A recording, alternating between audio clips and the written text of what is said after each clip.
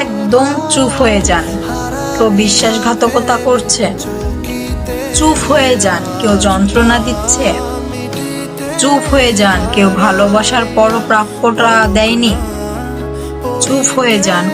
কোনো মানুষ অনেক অপমান করছে, চুপ হয়ে যান। কেউ ঠকিয়ে গেছে, চুপ হয়ে যান। কেউ আপনাকে নিয়ে তুমুল মিথ্যা দোষারোপ করেছে, চুপ হয়ে যান।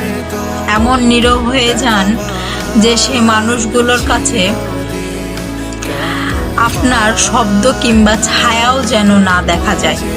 মৃত হয়ে যান তাদের কাছে। প্রতিজ্ঞা, কল্পনা আর কখনোই ঘুরে তাকাবেন না। শুধু এই প্রতিজ্ঞাটাই করতে পারলে আপনি কষ্ট পাবেন না।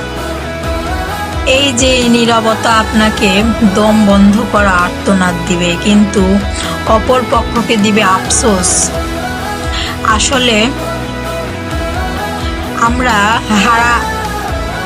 হারাবার ভয় দিয়ে প্রতিবাদ করি, কিন্তু আসলে আপনি জানেন কি, যে মানুষগুলো আপনাকে মূলত বলে মূল্যায়ন করেনি, আপনাকে দম বন্ধ করার মতো অনুভূতি দিয়েছে, তারাই আপনার কেউ না।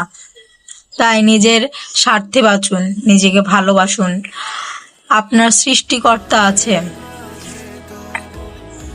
সকল দুঃখ, কয়, চাওয়া পাওয়া কথা সৃষ্টিকর্তাকে বলুন, তিনি সবকিছুর সমাধান করবেন।